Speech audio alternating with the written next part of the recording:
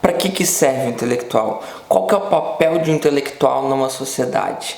Intelectual, que inclusive, diga-se de passagem, é uma palavra maldita, né? As pessoas às vezes acham arrogante você falar, eu sou intelectual. As pessoas acham que você está dizendo que você é muito inteligente, que você está dizendo que você é muito melhor que elas.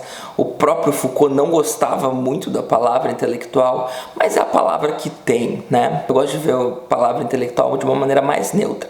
Não tem muito a ver com ser inteligente, porque existem bastante intelectuais burros e existem bastante pessoas que não são intelectuais, que eu diria que são bastante geniais.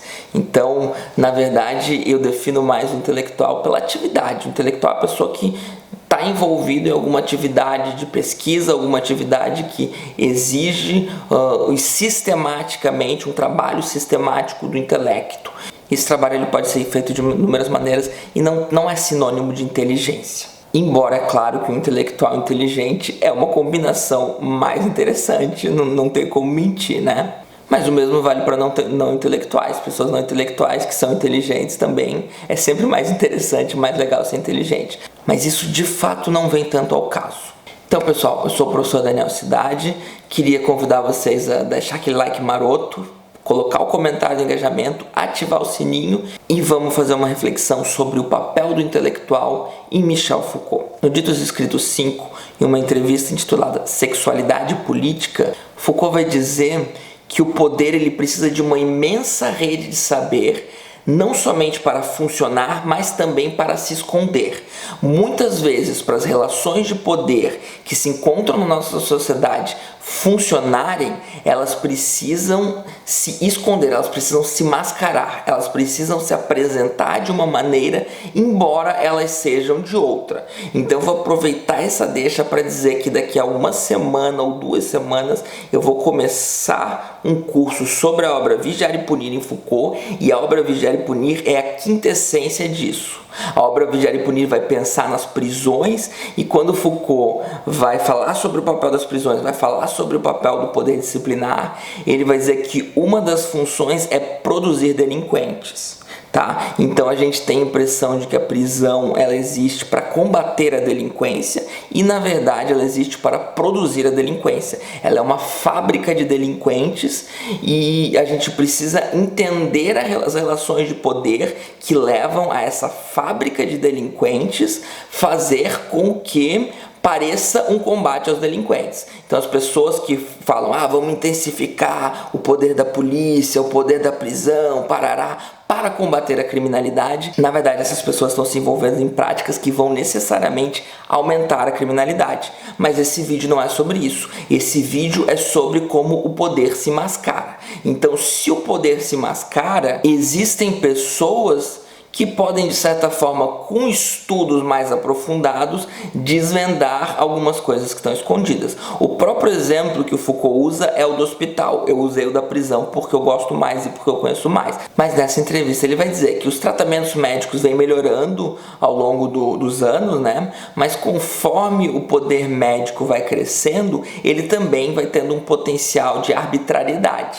Não vamos se esquecer que Foucault faleceu em 1984 e só em 1990 que a OMS vai deixar de considerar, por exemplo, a homossexualidade como uma doença. Então a gente tem sim um poder médico bastante arbitrário naquele contexto. Eu diria que hoje também continua bastante arbitrário, mas é interessante entender que no momento de Foucault era bastante evidente isso para pessoas como ele. Inclusive ele foi alguém que presenciou uma lobotomia, que é uma atrocidade, né? O próprio História da Loucura foi uma obra que inspirou o filme Um Estranho no Ninho, que é um dos meus filmes favoritos e que eu recomendo para todo mundo.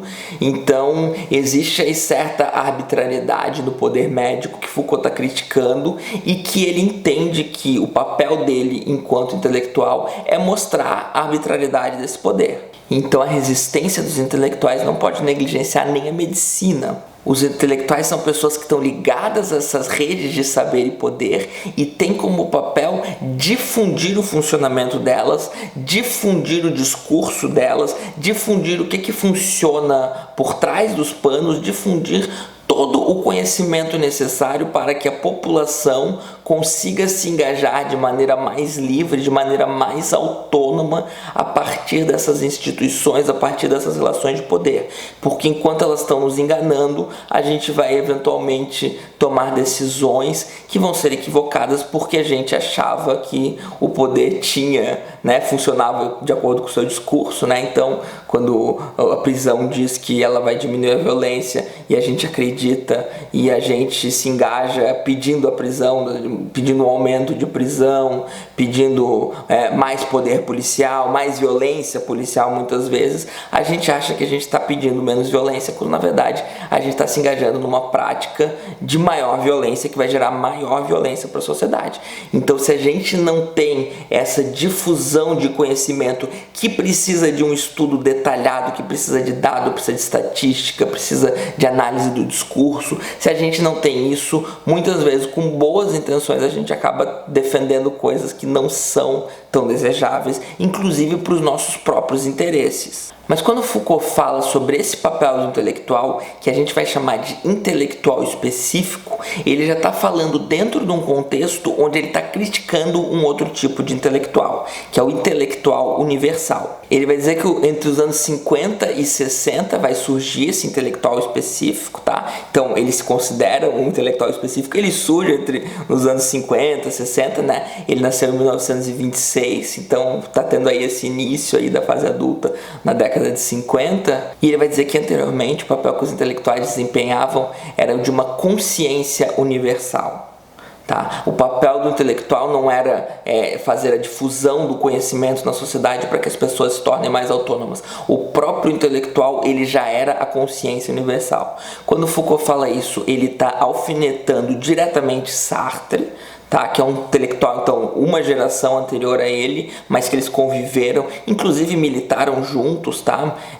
Se é verdade que eles são intelectuais bastante diferentes, ambos eram pensadores de esquerda, que estavam normalmente no mesmo lado político na maior parte dos eventos, eu gosto sempre de ressaltar isso, mas eles tinham certa rixa. Ele está alfinetando diretamente Sartre, que era em certo sentido um marxista, então, de maneira mais ampla, ele está alfinetando os marxistas e até mesmo os liberais, que também, de certa forma, se engajam nessa tentativa de ser uma consciência universal. Não mais relações de poder da alçada do intelectual, mas criar teorias que funcionam para compreendermos o todo, toda a sociedade. Então Foucault ele tem uma questão, um viés mais centralizado, mais especializado. A gente precisa de um trabalho coletivo de intelectuais nas redes de poder, nas inúmeras redes de poder, e a partir desse trabalho coletivo que a gente consegue criar uma consciência universal.